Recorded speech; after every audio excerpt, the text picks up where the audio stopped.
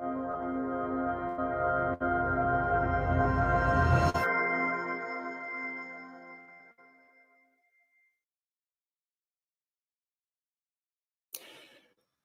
everybody, to this week's edition of Pluralia Dialogos. I'm very, very happy to be joined today by three special guests. We're going to have a special focus as well on the topic, not just of the Arctic, which will be, of course, a theme, but more the question of the idea of value per se. It is becoming more and more clear to people around the world that this is more than simply a glitch in the system that we're living through. There is a systemic breakdown crisis of the transatlantic financial system as it has been known, especially under the age of society, globalization. Discussions, open discussions about what the new idea of value, what the new priorities should be, what is the role of the nation state, what is the role of the thinking mind in participating in the unfolding of the directionality of society. These are all questions that are increasingly coming up in a more serious way. And so today's presentations, what we're going to be doing is something a little bit different from our typical punchy geopolitical show. We're going to have one presentation by an Australian, a fellow Commonwealth compatriot, Robbie Barwick from the Citizens Party of Australia. We have another presentation from my fellow Commonwealth compatriot in Canada, Peter Schultz, who will do something very, very important and special about the idea, the philosophy of rail development, resource development, nation building in the Arctic and beyond as a healthier paradigm for the 21st century and beyond. And then we're going to have a third presentation by that will be pre-recorded by a figure by the name of Gregory Pellman, who is the co-founder of the Silk Road Films, of the Global Peace Initiative, and also something known as the Blue Sky of the Earth Museum Project, which he set up a few years ago. And Gregory is going to showcase some of his philosophy of development, what he believes the new paradigm should be. And again, that will be a pre-recorded video at the very end. So before we do anything else, let's listen to let's welcome in our first guest, Robbie Barwick.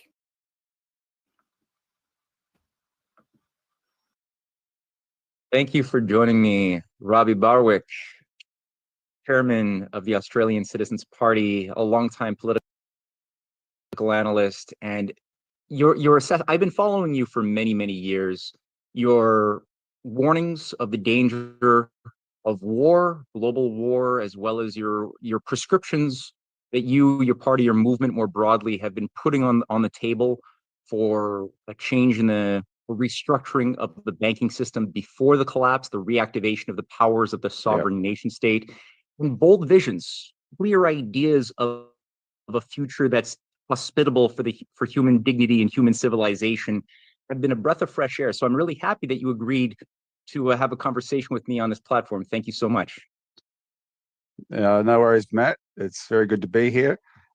Even if I'm used to you being in Canada, but hello to you in Sochi. Always happy to talk to anyone about things that can make the world a better place.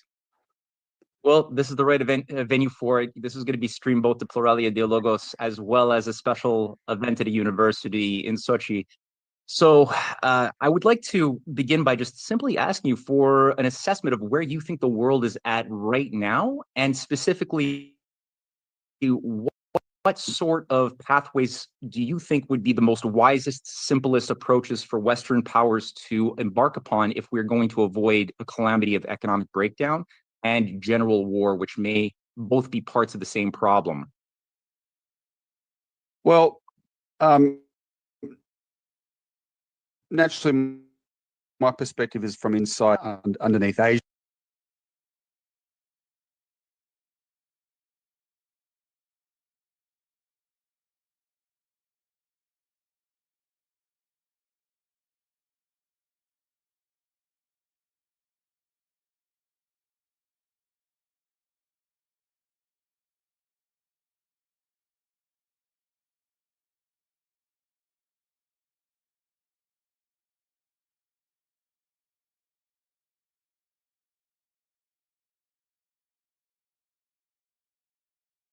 the last few years, my favorite, uh, it's become a meme online, but it's a map of the world.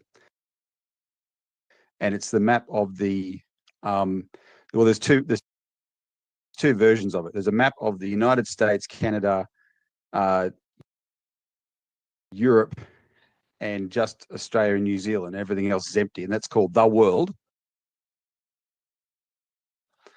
And they use that map when they say the world condemns Putin for the invasion of Ukraine, or the world condemns China for such and such, right? But they're only ever talking about the white Eurocentric Anglo-American sphere. That's really what they're talking about. And then you see the other side, which is the map of the rest of the world, which is two-thirds more than two-thirds of the actual world, the whole of Eurasia.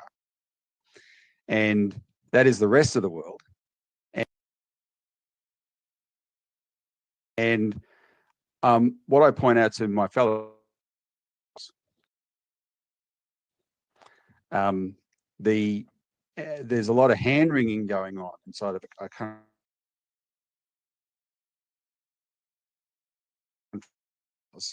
on all sorts of, but the economy going. And in fact, if you genuinely looked at the whole world, there's lots to be hopeful about.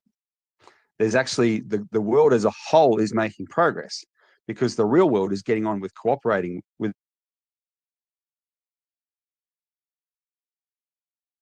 each other around formations such as the BRICS, the Shanghai Cooperation Organization, the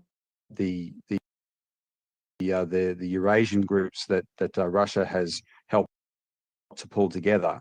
And there's a lot of cooperation going on, but we demonize that, and so we've isolated ourselves from it, and we've become increasingly afraid of it, when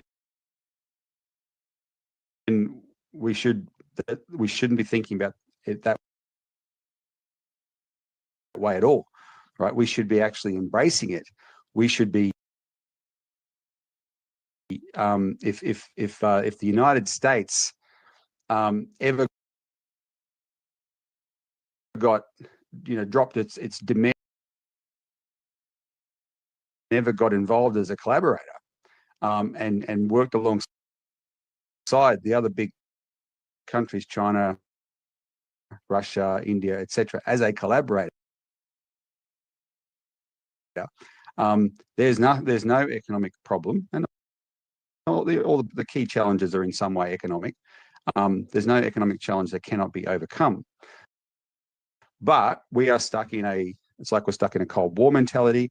We in the Anglo-American sphere are stuck in a neoliberal mentality, and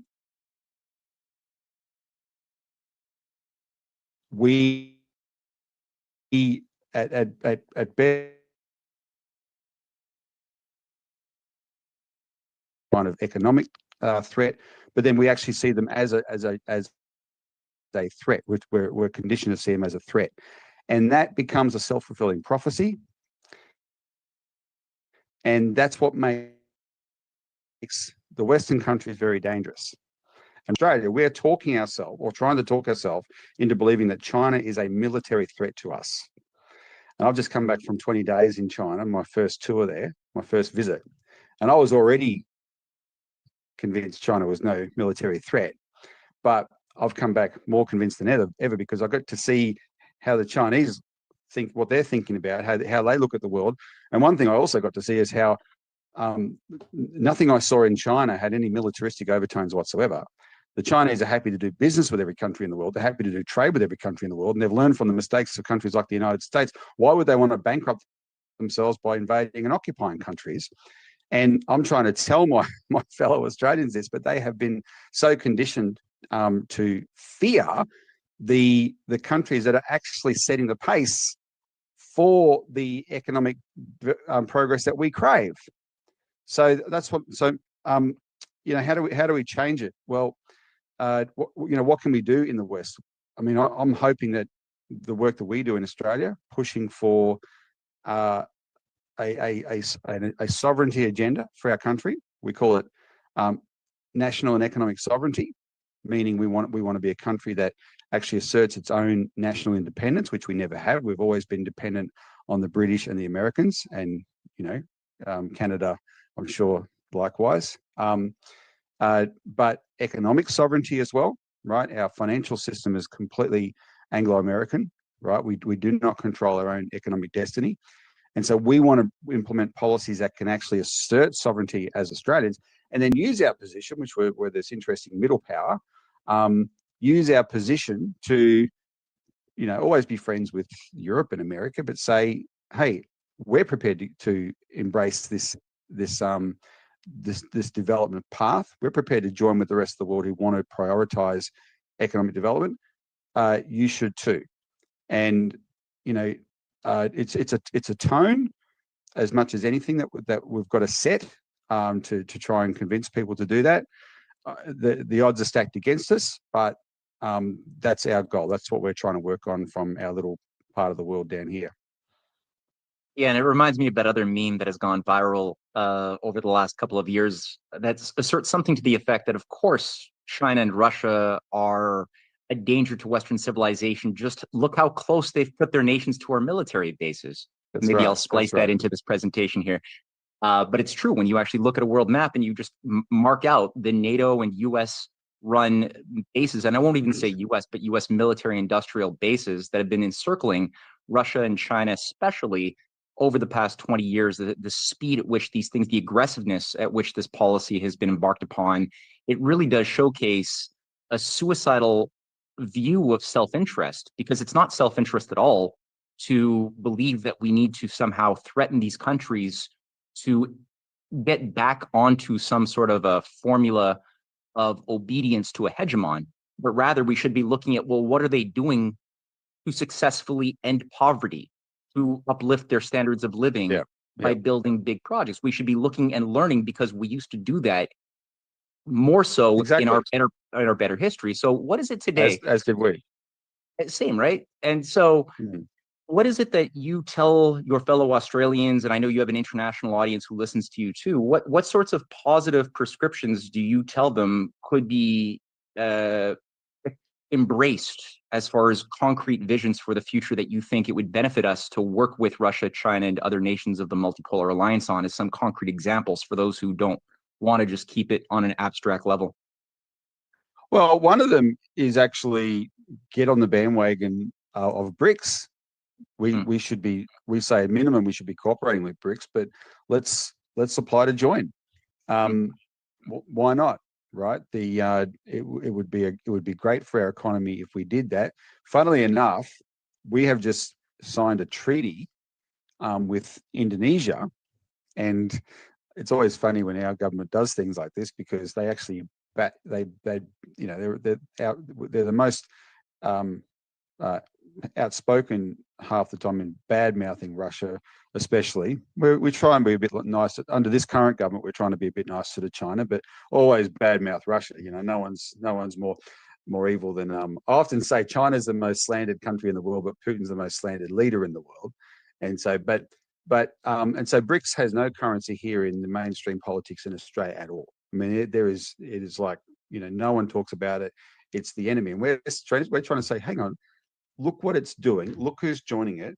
And and our government's bragging they've just signed this treaty with Indonesia. Well, Indonesia is now a BRICS member, right? So we now have a treaty arrangement with a BRICS member. And without the Australian people being aware, we're actually finding ourselves quite close to this arrangement. So I'm saying let's join it. For a long time, we have, and I'm talking about 25, 30 years, we have advocated for infrastructure that can tie us in to things like things like the Belt and Road, but we're advocating it before the Belt and Road existed. But we're advocating in the context of what, if you remember the American economist Lyndon LaRouche's concept of the Eurasian land bridge, which is very similar to what Belt and Road is, right? And so the kind of infrastructure I'm talking about is I'm in Melbourne, which is at the bottom of Australia. Used to be the world's most livable city.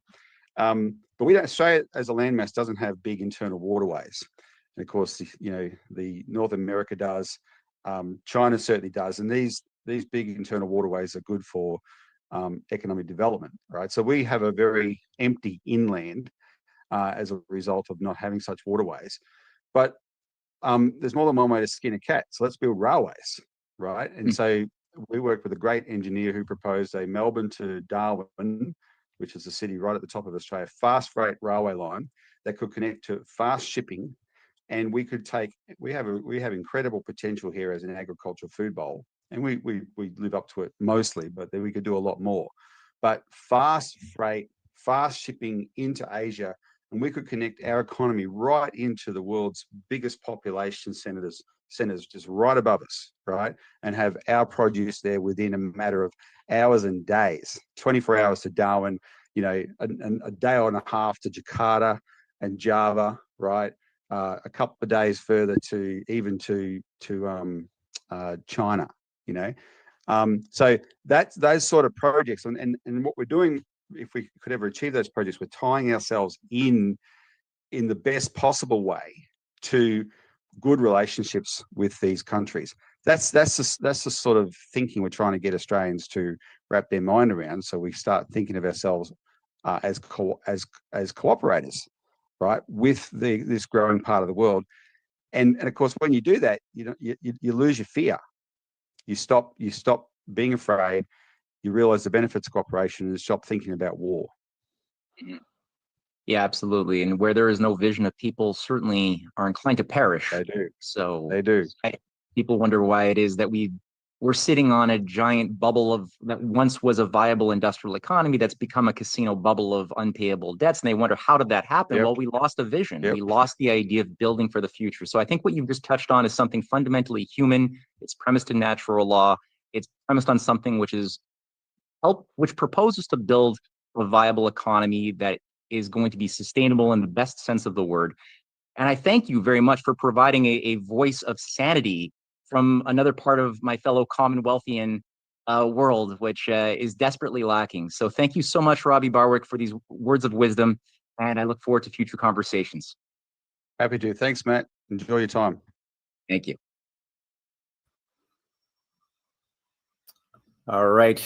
So that was Robbie Barwick. Now, as promised, my fellow Canadian, Peter Schultz, is going to be joining us in just 1 second. Peter has impressed me immensely as somebody who has done more rigorous work on charting out the development potentials, the resources, the different pathways to actualize the building up of Canada's Mid-Canada Shield, the Arctic, and so much more. So very, very happy to introduce a freelance transport and town planner, Peter Schultz. Peter, welcome to the show. Nice to be here. Good morning, man. Good morning, Matt. Yeah, well, I asked you today, you've done so much work. I've heard your presentations on many an occasion. I've been immensely impressed. And I think that if we are going to be able to embark upon the 21st century with a healthier new system, your quality of thinking is going to be really important. So I just want to give you carte blanche to just showcase anything that you think is important to the idea of the emerging world of Arctic cooperation, the Bering Strait discussion, anything you want to do in this degree, it's all yours. I give it to you. Well, thank you very much, Matt. I will try to keep it fairly tight. If you like, you can share the link to another interview where, you did give me carte blanche, and that was 3.5 hours long. So if people want to dig into more details on these kind of facts, they can. So my story is I am a transportation planner registered with the Institute of Transportation Engineers in Washington, D.C., and I'm a registered professional planner with town planning in Alberta. I had lived in Nunavut for 10 years, and I was recruited by Alaska to Alberta Railway to help them build a railway from, figure out through the preliminary work for a railway from Alaska to Alberta, and that was in 2020. Best team I've ever worked for. We were taking an Indigenous focused approach, where it'd be Indigenous owned 49% and those kinds of things. But there was some rotten smells coming out of the ventilators, and the chairman was caught with his hand in a cookie jar, is the way I put it in a nice way. And the Ontario Securities Commission got involved and they shut us down. And the company was declared bankrupt and the assets were seized by a bankruptcy agent.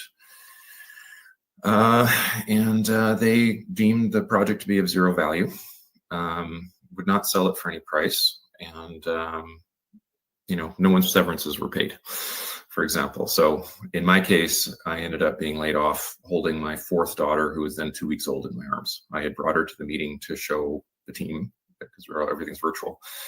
And that was that.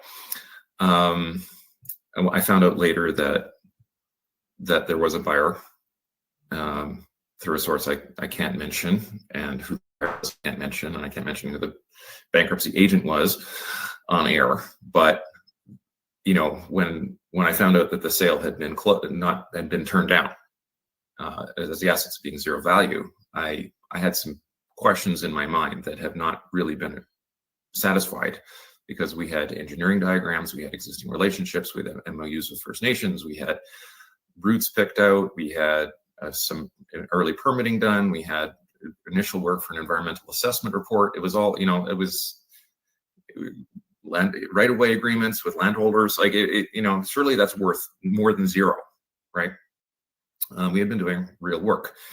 So anyway, I put it aside. I had been doing some route stuff while I was there, and said, as a mental health exercise, I took a few notes and then I set it aside for 2 years.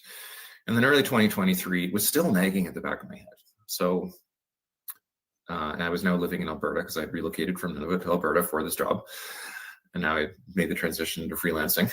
And I just want to say this before you go on. I just want to say this quickly. For those who may not know, this experience that you just described, I mean, before the actual hand of the cookie jar and all of those tragic experiences and running into all of the invisible walls, was given an actual federal endorsement by none other than Donald Trump in September of 2020, which did shake things up, because this was being looked at by people in very high levels at that time, at least, pertaining to the Alaska to Canada, the Alaska to Alberta rail idea. So the fact that you had so much momentum behind it, and then so many unnecessary obstructions that got in the way, both internally within that agency, but also externally, these are all very important things. Just for people who are listening may not know this, these are really important dramas, which should be kept in mind. So I'll let you continue on as you were shifting gears and looking for a new way of putting your knowledge to good use. Oh yeah, I appreciate that. Yeah, it's a bit of a house of cards going on. I come from a planning background and more of a technical background, and I've branded myself as just being someone that understands the geography, the geotechnical risks and options, potential costs, and understands the roles of the Indigenous groups as being the traditional stewards of the land, that they view themselves as being appointed by the Creator to be stewards of their traditional territories. Some people may agree with that, some people not, but the fact is they view themselves that way, and I view that. If someone views themselves and says, I'm the steward of, my people are the steward of this area, I'm going to respect that, whether or not I agree with them on a religious perspective, because they've been there for thousands of years and they have knowledge of it. So, the reason A2A hired me when it did was because Trump issued the cross-border permit at the Alaska-Yukon border. So there was increased enough certainty enough that they were willing to start hiring people to look more on the Canadian side. But what I'm going to be sharing today is a sort of a very high-level recap of routing information, so people understand basically the layout of the land, literally. And I will touch briefly, because I know the audience is interested in the Bering Strait. I have not looked at it at a close level, and in the current geopolitical situation, I don't foresee myself doing that. But geopolitics change minute by minute sometimes. Well, I'll just say just quickly, the reason why I asked you to incorporate that into today's presentation is simply because since it was circulated just a month and a half, 2 months ago by Kirill Dmitriev, a representative of the Kremlin, this image has imprinted itself on a lot of people's minds. And currently I am in Sochi for a film festival. And I'll tell you, a lot of Russians are very, very passionate about the idea of the Arctic and especially the Bering Strait. So that's something that I'm just seeing more and more in the conversation, including now in North America, which I haven't seen before because of this type of intervention. So I appreciate that you're humoring me by introducing a little bit of the consideration into your general outline. I appreciate that. And the reality is, I mean, I appreciate the Russian enthusiasm. Canada is the sticking point, technically. And Canada, getting through Canada is a lot harder issue than you think. And most Canadian, you know, I see lines going from the point of Alaska and just connecting some point semi-randomly in Canada. I'm going like, there is volumes of information in that crayon line that need to be considered. And I'm going to do a very, very high level survey of that. And I'm basically a teaser. If you really are interested, go to that 3.5 hour posting and we'll get into more technical, you can go into more technical detail. Yeah, that's going to be in the description box under this video very soon. So check that out, people. Okay, so the story of share screen. Okay, let's go 2 monitors. Okay, share screen. Okay.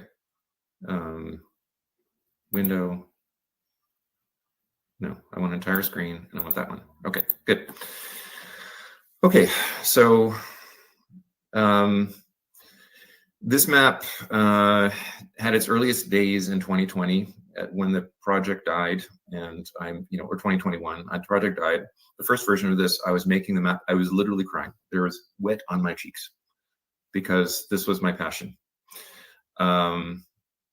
And it became sort of a mental health exercise because I had so much information in my head. I just needed to get it out so I could move on. And I put it aside for 2 years. And then in 2023, I had made the transition to freelancing, and it was still niggling in the back of my head. I'm like, what if? Why not? The project did not fail for good reasons. And I called up a couple dozen. Matt, are you still there? I don't see your subscreen anymore. I am indeed. Don't worry. I just wanted to give you full full access to this one.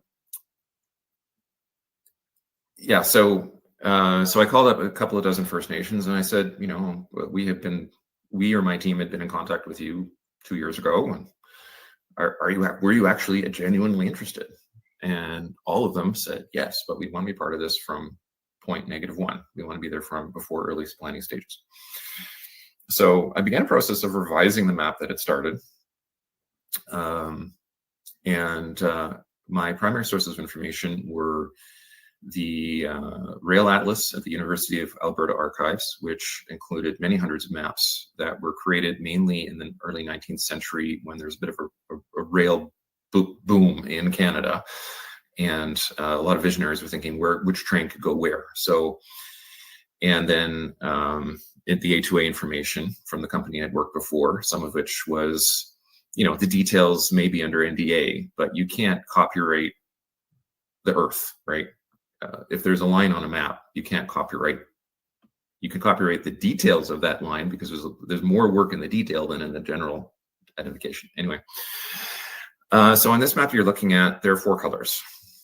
If the color is red, it means there is a train there. If the color is orange, that means there is a deactivated railway, which is of interest to us because it means you can put a train there because there was a track there. If it's green, it means somebody who, with either an engineer or a surveyor qualification, put that line on a map sometime in the last 110 years. And if it is yellow, that means I have looked at the route. It is suitable topographically. That means gradients and curvature. Trains do not like turning left or right, especially when they're mile-long trains moving at 80 or 100 kilometers an hour and have, 1,500 meters of rail cars behind them. They do not like turning. They really don't like going up or down. These things are 280,000 pounds a car times 300 cars.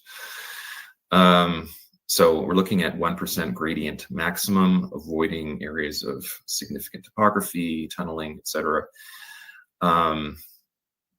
And actually looking into detail. So that's where this map came from. And for those engineers in the audience, what I have found when I'm talking to an engineer one-on-one is they look at this map and they go, yeah, so what? show me the data, prove it. So then I go to this screen and I say, here's your data. And so you're seeing here a smattering, and I'm not going to go over these lines in great detail, but this is drawing out the lines. The white line is the A2A line, which was proven out. And for example, I'll zoom in on this pass here. Where are we? Summit Lake. There we go. Okay. Here's a good example of the level of detail I took this to prove outline. So a lot of the lines going from Bering Strait into Canada go through this pass. They don't realize they go through this pass because they're just following the Alaska Highway, but they go through this pass because they're following the Alaska Highway, and you're looking at the Alaska Highway. There is the gradient on the east side is bad for trains. It's more than 1%, but it's sort of doable. And here is, oh, by the way, it's a lovely place. If you ever get out here, there's a lovely hike up this mountain. I highly recommend it, but it's really hard to get to. Lovely lake. We're at 1335 meters. Now you see the highway just goes down this, whatever, But down over here, it's 1,100 meters. So there's a 250 meter gradient between this lake and this river. This is only about 5 kilometers. So the cars and the trucks are going down at 8-9% gradient. Trains can do 1%. How do you get around this? Well, I said, let's side cut all the way up this valley, like 5-10 kilometers, and notice it's going across a rather scary looking erosion slope, 2 of them, and it's going past a rubble field. And then it's making a sharp curve. What is a sharp curve? It's usually a spiral tunnel. So it's going in, spiraling around inside the mountain and coming back out again, and going back all the way back down again. So this is equivalent to something you'd see at Kicking Horse Pass. It's doable. It's very expensive, and there's also permafrost in this area. So it's side cutting along a mountain is hard. Side cutting along a mountain that is eroding is harder. Side cutting along a mountain that is eroding with permafrost underneath you, which could melt once you expose it, is really hard, really expensive. So what does this end up? When I look at this loop, I get numbers like, $200 million, $300 million just for this. Okay.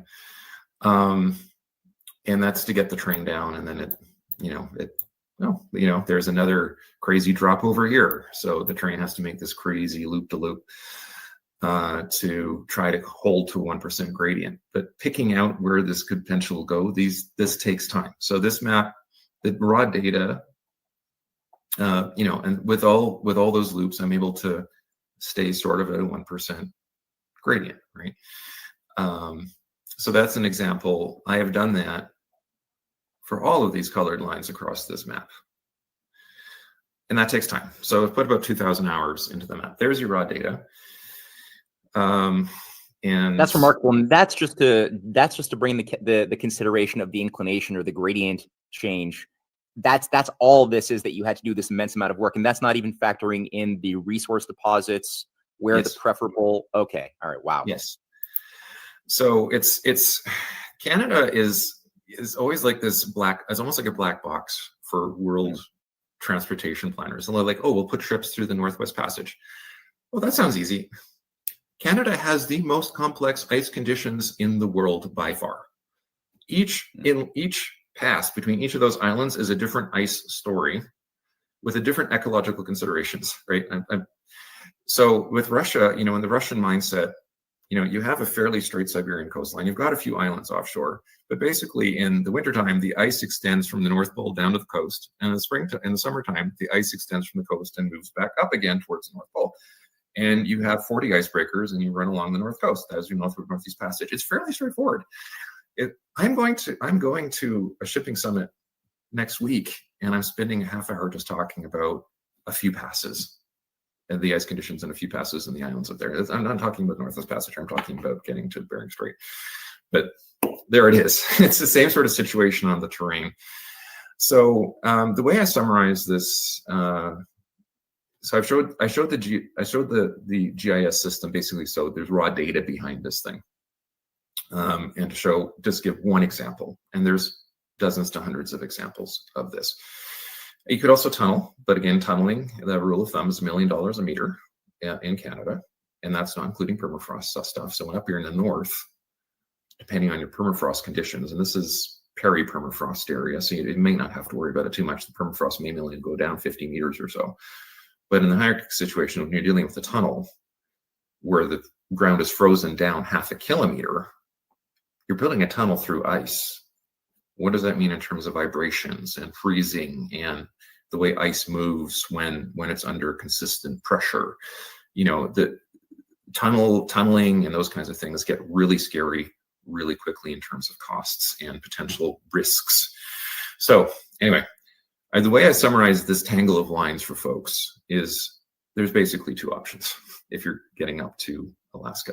If you're going through British Columbia, you can see my cursor there. Yep. Because the pass I just showed you was deliberately chosen because it's over here. You know, I tried figuring out the route around it. Again, this yellow line is about as ugly as this green line. The yellow line means I wrote it. The green line means somebody else did. It's still, you're looking at these crazy engineering efforts. So I highlighted this one in part because Fort Nelson is often the connector point showing on your maps coming from the Bering Strait. And that's just one issue, getting to Fort Nelson. Once you get into Fort Nelson, the railway from Fort Nelson down to Chetwynd is full of canyons, and it was designed for resource extraction trains that are maybe 10 or 20 cars long, moving at 20 kilometers an hour, carrying logs and wood chips, maybe some gravel. Upgrading that line to Class 1 would be more expensive than just picking a whole new Class 1. So I don't regard this as a legitimate option for the Bering Strait connection. If you're going through British Columbia, I focus down on Dease Lake as your primary option, and that basically has to do with the way the glaciated valleys in British Columbia align and they converge at Dease Lake. Now you see an orange dotted line coming in here. Mm-hmm. There's track bed all the way there. It's proven out. Once you get to Dease Lake, you can go up through central Yukon, through Watson Lake this way, or you can go through Stikine Plateau and then connect with the Alaska Highway Corridor, which also aligns with the Yukon-Alaska natural gas right away up to Alaska. That would be your cheapest route. I'm not going to talk about the political situation in British Columbia at the present time, but it would be difficult. If you're going through Alberta, which is your primary alternative, because of the way the rivers converge, the river canyons, you're basically looking at a convergent point at Fort Vermilion, which is a very small, very lovely settlement where Treaty 8 was signed, Treaty 8 with the First Nations there, and you're crossing the Peace River there. You can see a red line dotting down here and say, well, why can't we just cross in another location? Well, the reason for that is this, again, is a resource extraction railway. It's intended for 20, 30 kilometers an hour. Rebuilding it to Class 1 standard costs more than a resource, than just building a new one. And getting through Peace River, you're going down 250 meters, and then you're going up again at 2.5% grade with higher speed limits in the winter than the summer, because when the ground is frozen in the winter, they can travel faster safely. These are not considerations you're looking at a Class 1 rail. When a Class 1 rail, I'm meaning the trains that are 1.5 kilometers long, moving at 80 to 100 kilometers an hour. They do not like going left or right. They really don't like going up or down. You're looking for flat, straight. And whenever you're encountering these major geographical hurdles, you're spending a lot of money to get through them. Tunnels, bridges, etc. So you converge at Fort Vermilion, and then you would go cross the Liard at this point. I can spend a lot of time talking about why you want to cross the Liard at this point. Just trust me at this stage, because I don't want to spend hours. Entering through the toe of the Yukon and converging at Watson Lake, and then probably going up through central Yukon again, and the two options converge at Tok, Alaska. Now, resources. And a lot of people don't know this, but there is no rail connection. Just so it's very clear in the audience's mind, because we have people listening from Europe and from all over North America, and even me in Canada. I didn't know this until not that long ago. There was no rail between Alaska and Alberta or British Columbia. There's like there's a significant amount of missing, even though there was a lot of discussion and momentum in the 60s, 50s, and 60s to building that.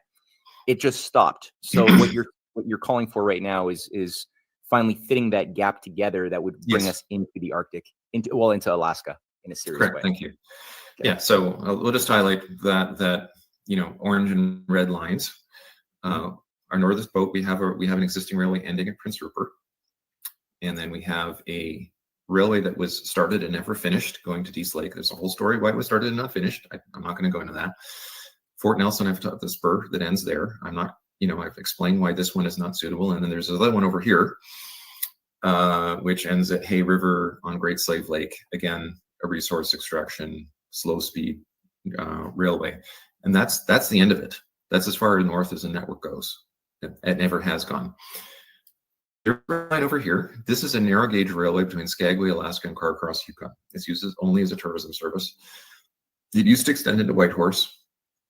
It is a narrow gauge railway, and it is at a 2% grade, even with a lot of engineering works going in here. And Skagway is a very narrow port, so it's not really Class 1 friendly. It's something that I could see being used to help supply rails to the real train if we decide to go through Whitehorse. But that's a whole other story, which I'm not going to go into the potential construction phasing stage in this conversation. Well, I did want to mention the 3 resource hotspots in Canada. You read my mind. That's exactly what I was going to ask you. Okay, great. Yeah. All right, go for it. So there's 3 that people should know about. Number 1 is the so-called Golden Triangle, and that is extending roughly from Stewart, British Columbia, more or less paralleling the Alaska-British Columbia border, and ends just south of Dease Lake. Within this triangle, I have 3 major deposits shown. Red Chris Mine, which is operational, Galore, and KSM. But below that layer, there's another 30 potentially mineable deposits with everything in them. Carney, I believe yesterday, Prime Minister Carney issued a statement of interest about this region and its importance to Canada and the West for its resource wealth, which is easily in the tens of billions of dollars. The other hotspot is a bit out of our discussion zone, but it's the Slave Geological Province, which roughly is where you see this road proposal. Izok is one of the major deposits in the area. Again, what shows up on different maps has changed, but again, there's 20 or 30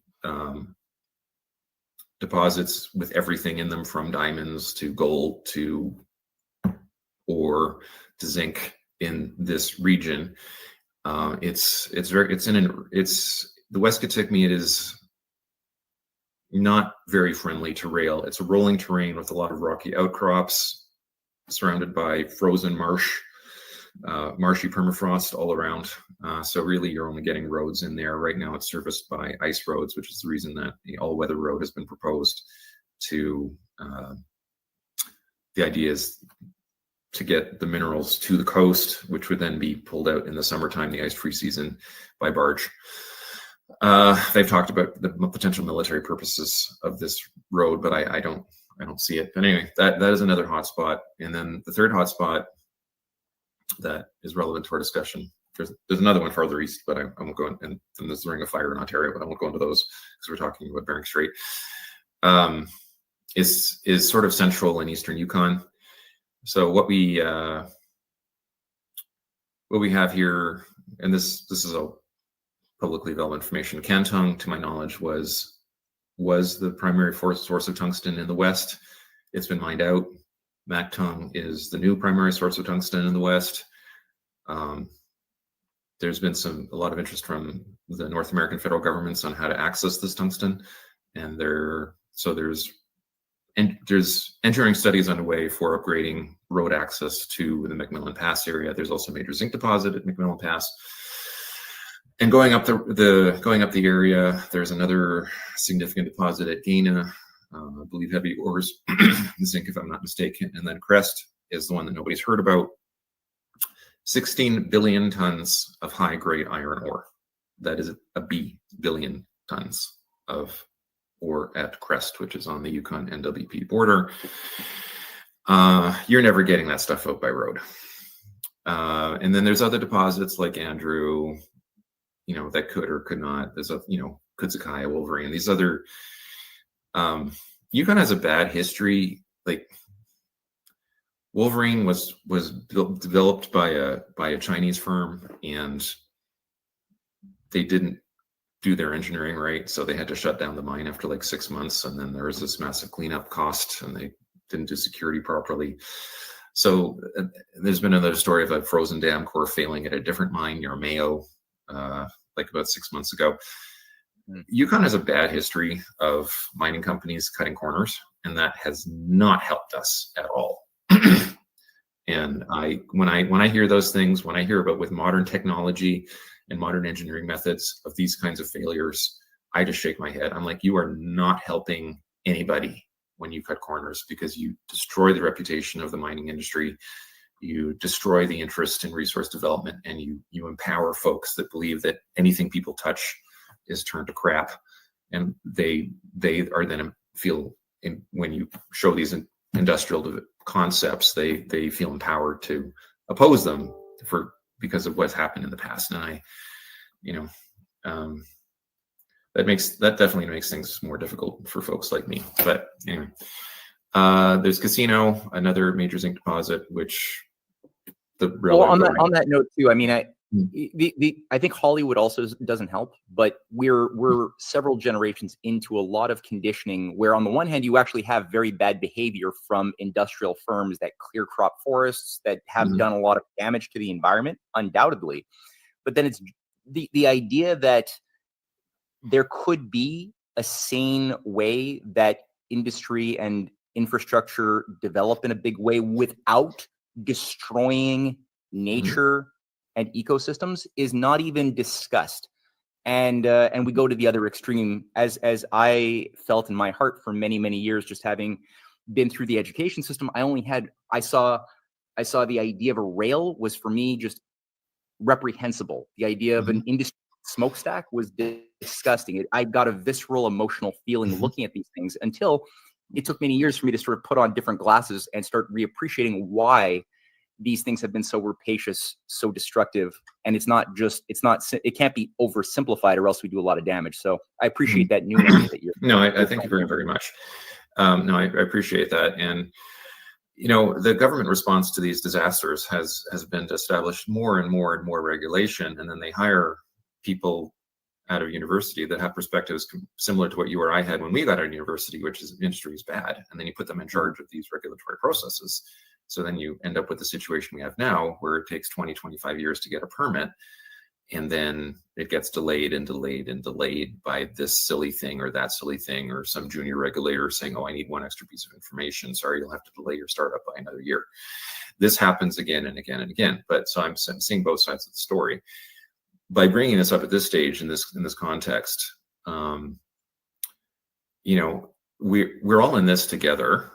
And when we talk about this railway and all these potential mining and other economic activities that could be empowered by this railway through Canada, I think we need to, we need to develop a culture where we're sort of a community culture. We're all sort of watching out for each other. So no one's going to tell me that a frozen core dam failed and there wasn't an engineer somewhere that was watching it. Like, so somebody was aware, somebody was ignoring the signals. So that can't happen anymore. We need to have a culture where we're doing nation building together. And, that's one thing I have found is when we do talk about nation building in this sort of context, I get a real feeling of community with people, other end of the country, people I've never met before. It's like, yeah, we're building a better country together.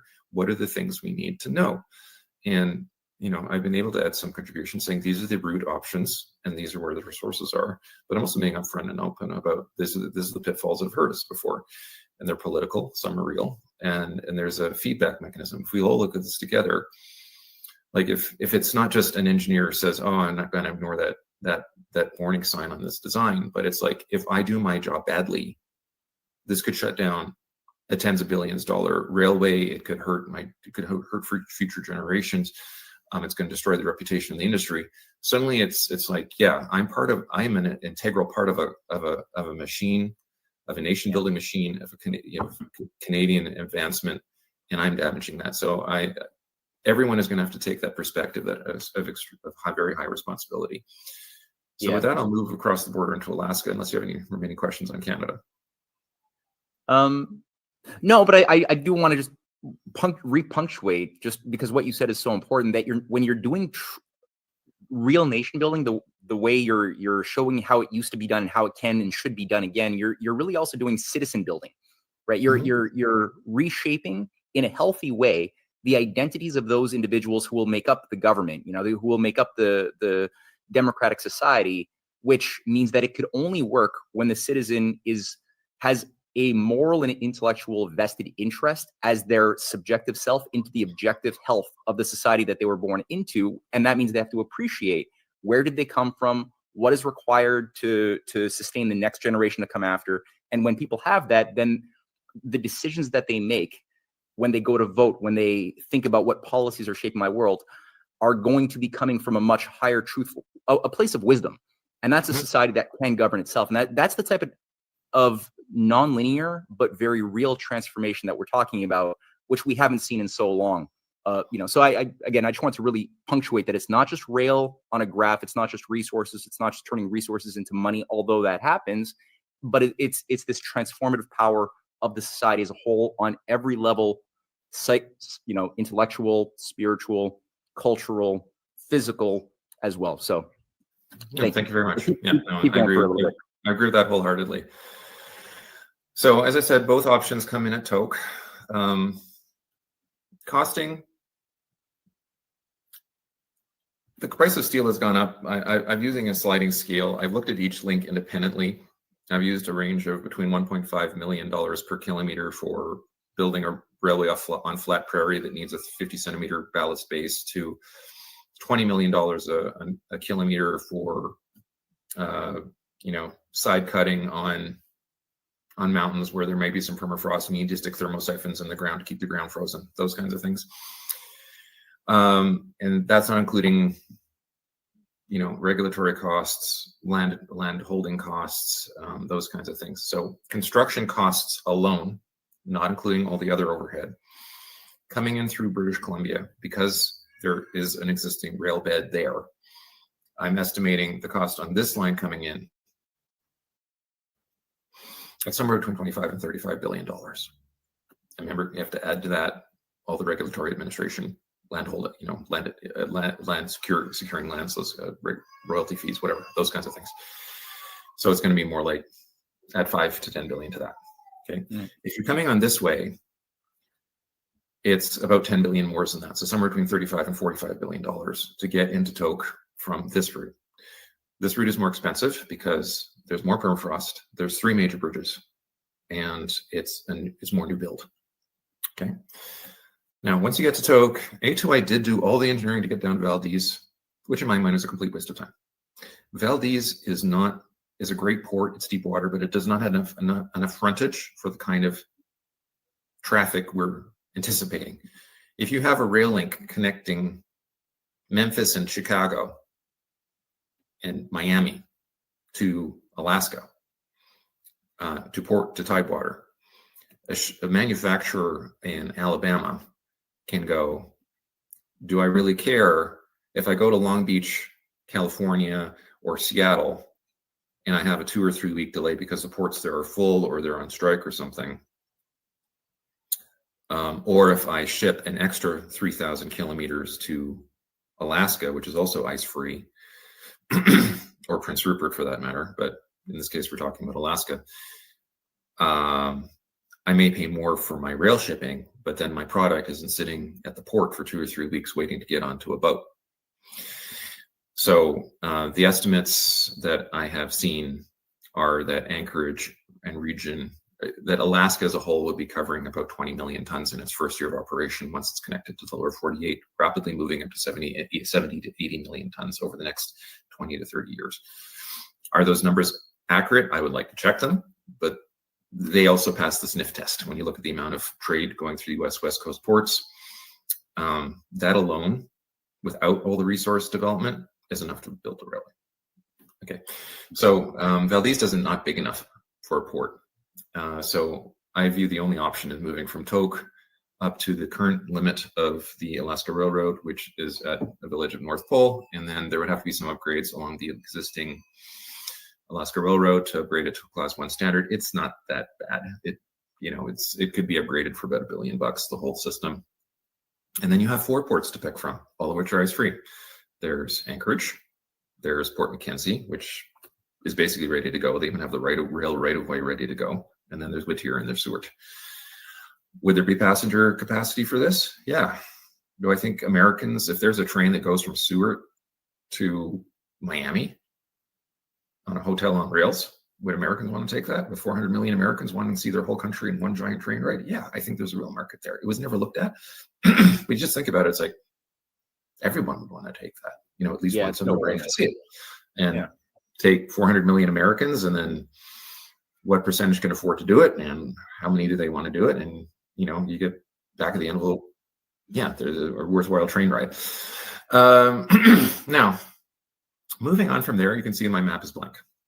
My map is blank because I have not looked at it in any level of detail.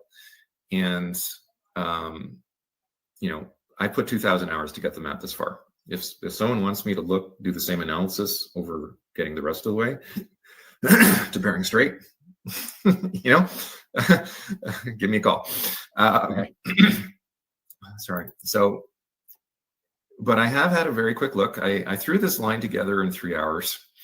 So take it for what it's worth. It is a crayon, as far as I'm concerned. Getting to the Bering Strait from the existing Alaska Railroad over here. I did this in 3 hours when Putin was in Anchorage, just for fun, because it was on everybody's mind. I felt inspired to do it. The synopsis is I didn't come across any significant elevation changes. It was up to 350 meters above sea level back down. Nothing you really worry about across 1,200 kilometers. What did worry me is so much of the terrain looks like that. That is permafrost terrain. When you see permafrost terrain and you want to put a train on it, you're doing one of two things, or you're doing both. You're sticking a thermosiphon in the ground every 10 feet. The thermosiphon is like a freezer that has a cold end to it, so it releases heat out of the top. You put a little solar panel at the top, so it has power to run. You need to put one of those in every 10 or 20 feet. That's about $10,000 each, $20,000 each for thermosiphon, and then you need to power them. As I said, maybe solar work, maybe you need a battery pack. And then you need to put enough. Remember, this is mush. Okay, this is frozen mush that you're sitting on. This is swampland. So you need to put a clay layer down for stability, and then you need to put a stupid amount of gravel on it. The clay layer provides some stability because it tends to sort of solidify a bit. But then it also prevents water from seeping up, and the permafrost from basically eating what you put above it, and basically making a bulge in the permafrost zone, which is completely unfair. Permafrost does not fight fair. And when I look at terrain like this, and when I've seen the engineering, is usually have a 6 meter to 9 meter ballast base underneath the track. Okay, that is a 4-story house. Okay, it's an immense amount of digging that needs to be done just to get through that. Yeah. So, okay, all right. So, big challenges for future engineers to tackle. Okay, so we noted. So let's keep on moving towards it. Huh? Yeah, absolutely. So factor 15 to 20 billion bucks to get from Fairbanks to the Bering Strait tunnel. Okay. So add that on. So 15 to 20 billion bucks, add that on to the 30, 40, 50 I said about getting to Fairbanks. You've now got to the Bering Strait. Okay. Congratulations. So I'm being real, and then I think it can be done, but it's the resources required to make it are significant. No, I love the realism. This is good. This is people need to challenge, to chew on this stuff. Yeah. Okay. So this is now the Bering Strait that we're looking at, and what do we got on this is in the front Bering of us? Strait. Yeah. Yeah. So this envisions not an underground tunnel, which would be 100 kilometers long, but 2 floating tunnels. A floating tunnel is a Scandinavian technology, and it's basically, think of an oval, concrete oval segments that are then linked together and then submerged, and they're in the water, but anchored to the seabed, and they're deep enough down that the ships can pass over them without having to worry about it. I think that would be a lot cheaper than digging, and I think also a lot safer, because there are some fault lines through here. The main North American plate fault line is over in Chukotka, but there are some fault lines going through the Bering Strait. That's why it's there. So there is some earthquake risk. If I'm in a 100-kilometer long tunnel and I'm 50 meters below the seabed, and there is an earthquake, I feel like we're asking for trouble. If it's floating 50 meters, 50 feet below the surface, anchored to these lovely stone seamounts that are all in a line, 1, 2, 3, 4, 5, 6, 7. To me, it just, an engineer might look at it, but I think it makes more sense. So yeah, and I think would it be the case that there'd be more degree of flexibility? So if the ground does seem to be is moving a lot because of a big earthquake, the anchors would also be more flexible and wouldn't necessarily just destroy the tunnel. Yes, exactly. Okay. And also there's some major currents through here, but because the tunnel doesn't have to be straight, the tunnel can curve a little bit, give it some flex and way. Mm-hmm. So engineers can work around that. So that I would see the train going on a causeway out to where the water is about 50 feet deep, and then going and entering the tunnel would enter the water. 50 feet is only like 20 meters, so it's actually, trains don't care. That's not a big issue for them. You're not dealing with gradient slopes. You come up for air at the Little Diomedes Island, build a causeway or a bridge across the Big Diomedes Island. That is where the US-Russian interchange would be, or exchange, whatever. And then sink back down. And again, this is 35 kilometers underwater each segment. 35 kilometers is not a freaky number in my mind. There's plenty of tunnels and bridges that are more than 35 kilometers nowadays. You come to another causeway and you enter Russia.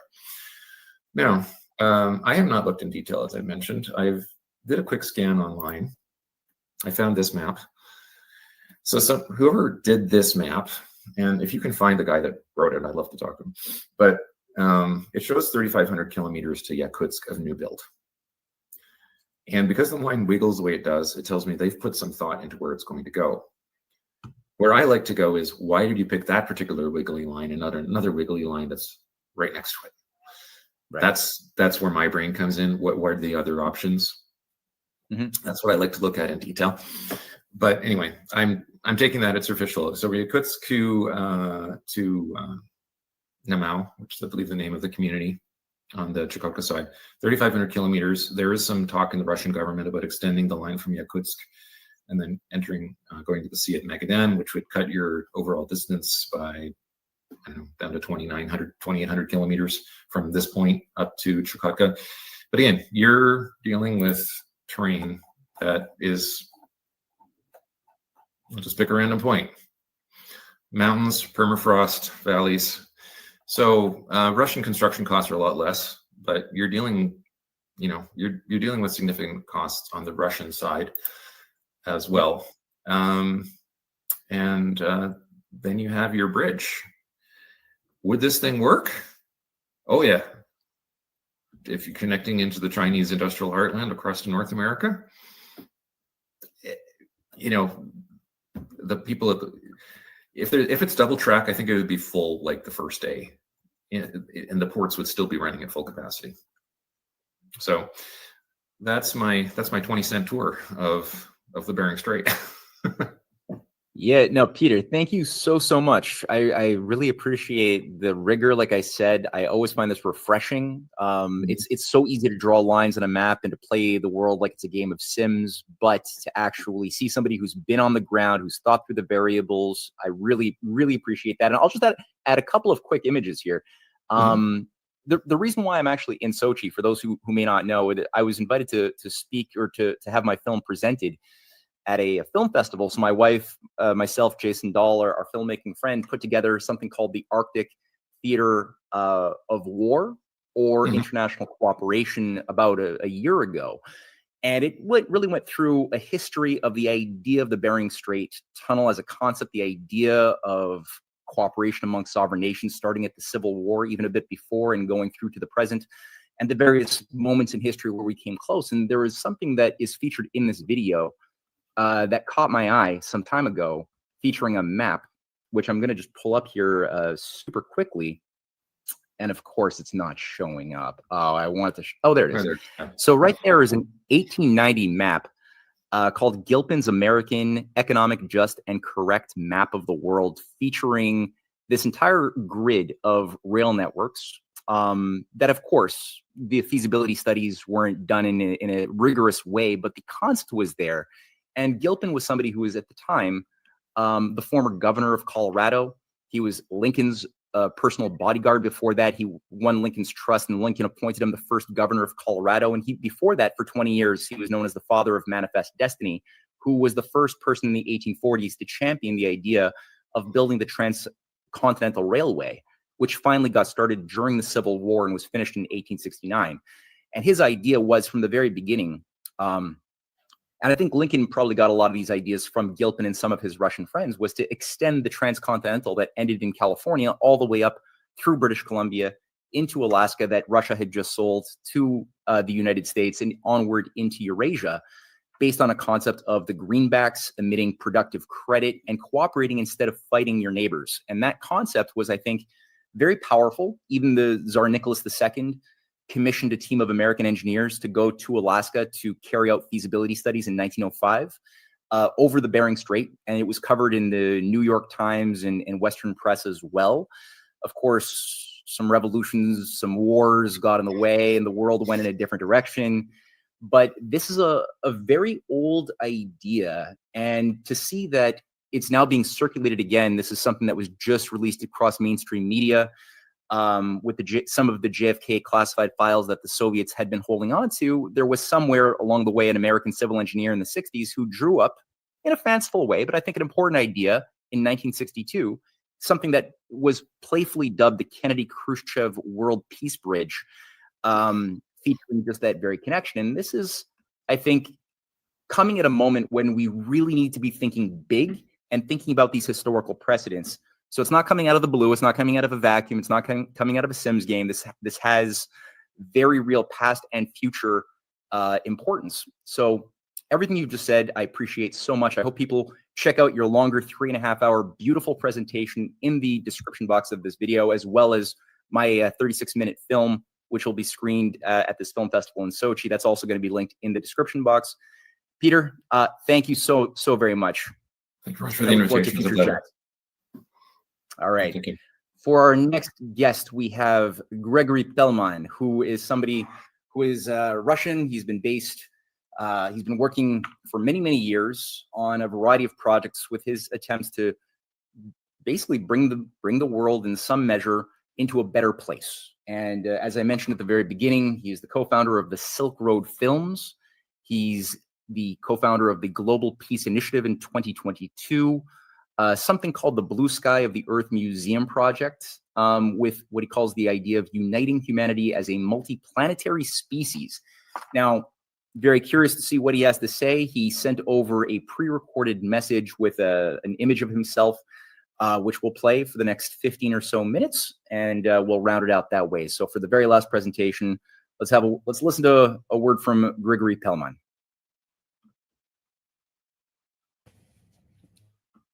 Good afternoon, distinguished participant of the forum. My name is Gregory Pellman. I am a citizen of Russia and Israel, founder and president of the social organization One Future, established in 2016. Allow me to present the concept of cultural and education center within the Bering Strait Bridge Tunnel, transport and logistic complex, a project trigger for the transition and formation of a new civilization of one humanity. Within this cultural and education center, it is essential to construct the lighthouse dome of the blue light of the earth, which will serve as a symbol of the necessity to preserve the unity of humanity in the present and in the multiplanetary future. My address is based on materials prepared together with my colleagues and presented at the International Film Festival We Want Together, which took place in Sochi in November 2025. And let me begin with the ideas of my estimate colleague Salem Hamid, a citizen of the United Arab Emirates, which sets the fundamental historical context for our conversation about one humanity.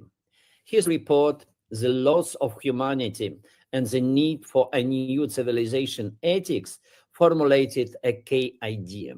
Since August 6, 1945, the day of atomic bombing of Hiroshima, the course of world history has changed its direction. For the first time in millions of years of life on Earth, a phenomenon became possible that had previously been impossible in nature. One person, one political decision, one button can destroy all humanity. Thus, humanity entered a historical zone of global danger. The subsequent decades, the hydrogen bomb, ballistic missiles, hypersonic weapons only confirmed a simply reality. Since 1945, humanity has lived under the constant threat of self-destruction. And simultaneously with this, an unprecedented transformation took place. Humanity was born as a single subject. Before 1945, humanity was a philosophical concept, a sum of countries, cultures, and civilization. After 1945, it became a single social system in which any major war potentially becomes nuclear, where global processes are interdependent, and where the survival of individual states is impossible without survival of whole humanity and enter species. Humanity became a proper name with a capital letter, and this is precisely what demands new humanistic laws. Moving from historical diagnostics to the practical foundations of survival, we arrive at the formulation of the basic laws of humanity. According to Salem Hamid, today, there is not a single international structure that would be responsible for the fate of humanity as whole. There are laws for trade, for corporation, for robots, but there are no laws for survival of humanity. That is why the One Future project formulates 6 basic laws, which I will quote strictly in the original wording. First, the law of planetary unit. Humanity lives on one planet Earth and depends on its ecosystems. Second, the law of one future. Humanity can have only one future because global threats know no borders. 3, the law of common values. One future is possible only on the basis of shared values. The law of the higher purpose. The highest goal of humanity is survival and development. 5th, the law of multiplanetary. Humanity must become a multiplanetary civilization in order to guarantee its long-term survival and development. 6th, the law of unity in space.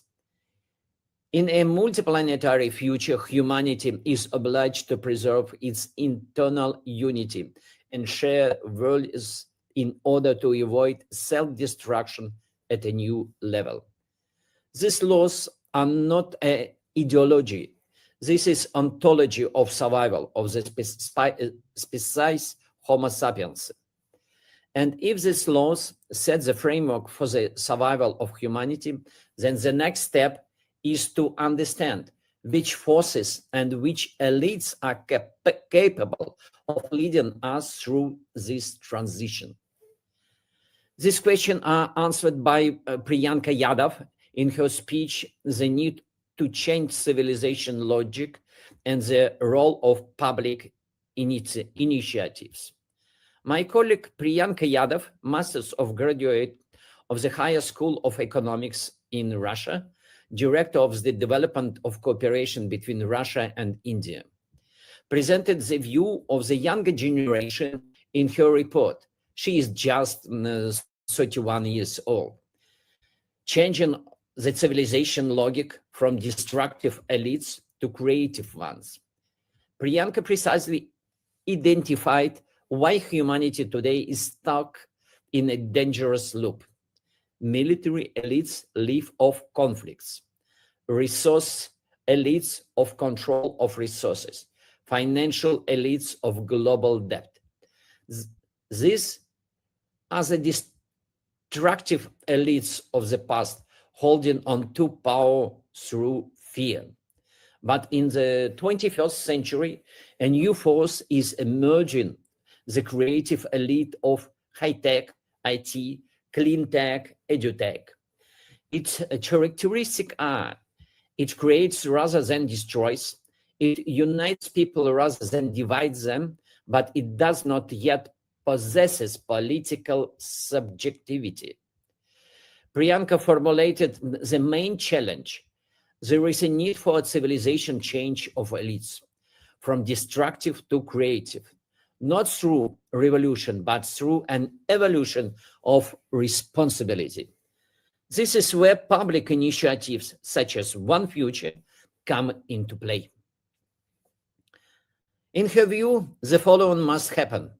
Humanity must carry out a civilizational change of elite, not through revolution, but through an evolution of responsibility, not through struggle, but through the transfer of power from destroyers to creators. We propose the One Future plan. In order for this transition to become a reality, we propose the One Future plan, 5K steps, a roadmap for the creative transformation of humanity.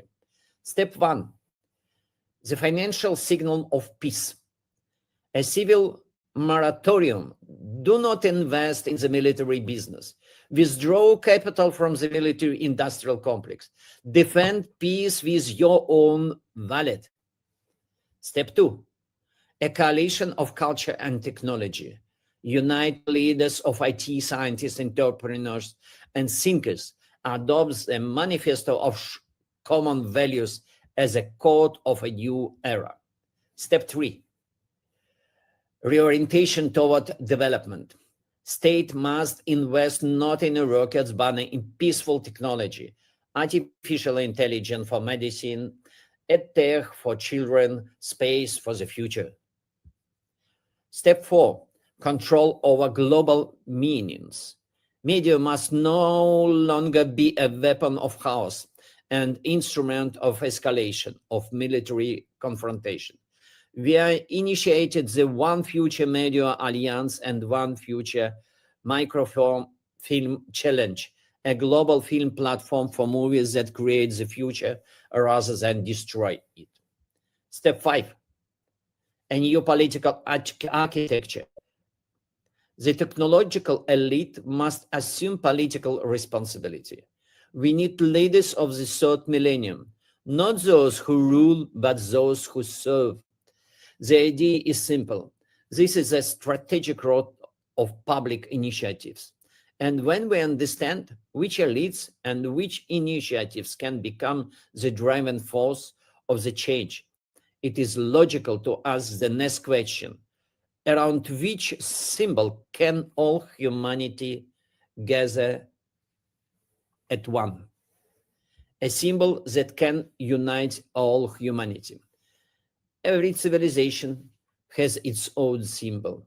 Without a symbol, there is no faith, no identity, no unity. And today's question sounds as follows.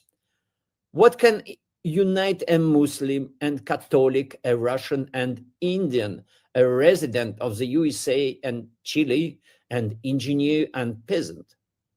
The answer is simple. and profound, the blue planet Earth. Blue Earth, our common living home. Blue ocean, which clouds the blue sky of the Earth, a universal and bright identity of all humanity. And therefore, the symbol of faith is the blue light of the Earth. It is a universal sign of the unity of humanity in the present and in the multiplanetary future. But for a symbol to become a living force, it needs space and a form of presence in the world. Let's talk about this. And we propose that it could be a construction of lighthouse of unity, dome of the blue sky of the earth. However, a symbol alone is not enough. Unity requires form. Thus was born the concept cathedrals of the blue sky of the earth, blue sky, earth, dome. Symbols of the necessity to preserve the unity of humanity in present and in the multiplanetary future. These are global cultural lighthouses spaces where the following are united: science and art, music and cosmos, faith and technology, contemplation and responsibility. They will become architectural centers of culture and enlightenment, points of strength and reconciliation, spaces of nocturne in blue, symbols of humanity, aspiration to unity and development. The first dome cathedral will be built at the entrance of the bridge tunnel across the Bering Strait, where Eurasia and America meet. The dome of cathedral will be a rotating blue sky of the earth, assembled from the projection of paintings in blue tones created by the great masters of humanity. This project was highly praised by Liu Cixin, a famous Chinese sci-fi writer, a participant of our 2021 forum, which we held jointly with the High School of Economics in Moscow. In the future, such lighthouses sites will be installed on Earth, on lunar station, and on Mars. We'll name them like Matian Gazaba. And it is precisely through such lighthouses, space of unity, that we approach the final semantic level, the understanding of new civilization of humanity. Let's make a conclusion. The civilization of humanity of one future. Today, humanity stands at the threshold of a new era, the transition and formation of a new civilization of one future, a civilization of one humanity.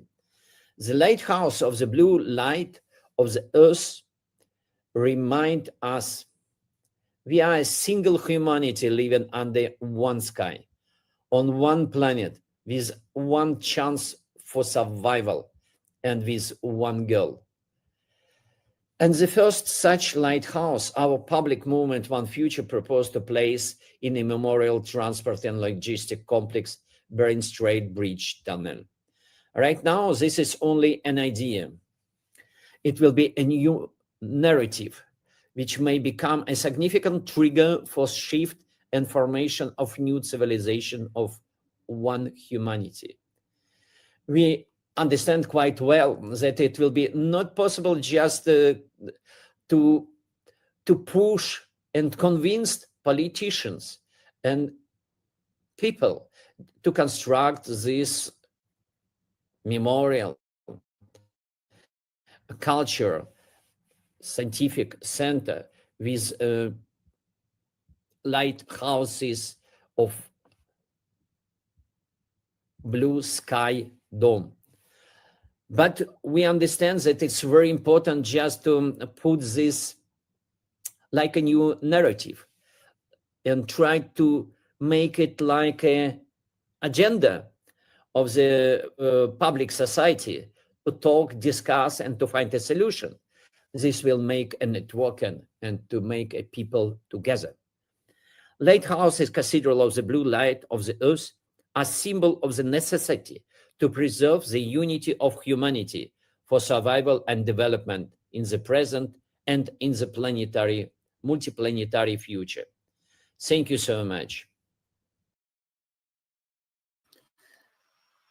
Okay, well, yeah, that was those are some very, very big ideas, and thank you to Gregory Pellman for making that pre-recorded presentation. And it was an interesting balance to showcase one way of looking at the Bering Strait and the challenges ahead leading up to it, from the standpoint of deep refinement and rigor, and then to be able to also take a step back with Gregory's presentation and look at a thumbnail sketch of a possibility of the implications of what this could feasibly mean for humanity more broadly as a species that has to redefine our identity around something much, much bigger than simply our local myopic existence within the scale of, why limit ourselves to the boundary conditions simply of the Earth, but the question of the galaxy, the planetary system, the galaxy more broadly should be something that we all think about as a home. So I do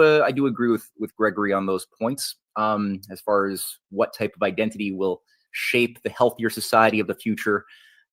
He's probably touching on some important elements there. So thank you, Gregory, and thank you everybody for listening to this week's Pluralia Dialogos. I look forward to meeting back here and jumping back into some big conversation in 2 weeks' time at the same place here on YouTube and everywhere else Pluralia Dialogos is broadcast. So thank you and have a great day.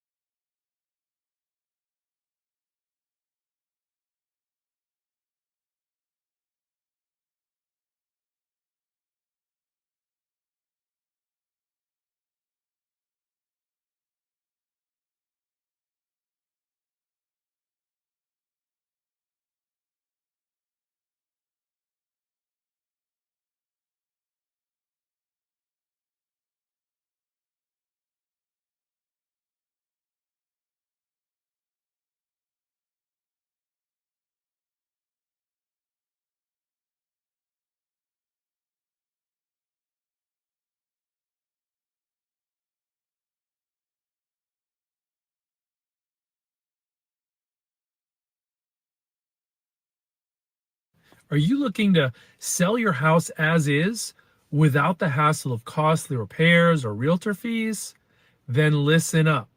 We're confident in our ability to secure the cash you deserve for your home in less than 30 days. Additionally, we'll cover your monthly rent, mortgage, and moving expenses throughout the process. If you're aiming to sell quickly and avoid the complications of undervalued offers, click the button below. In just 15 seconds, answer a few questions and receive a legitimate cash offer today. Save time and frustration by bypassing realtors and investors who bring nothing but lowball offers. Click below to receive a cash offer on your property today. Our process is streamlined, straightforward, and hassle-free.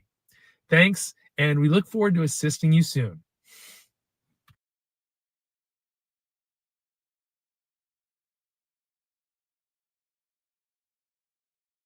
Build a website you love with Wix, where your words create your brand, your opportunity, your breakthrough. Feeling a vibe? Run with it. From can't look away to gotta have it. Make every detail yours. Bring out what's hot. Remove what's not. crystallize it. Instantly set a tone that speaks in your voice to your audience. Keep moving. Your site grows with you. Add solutions that meet you where you are and take you where you want to go. Smooth to make, easy to love.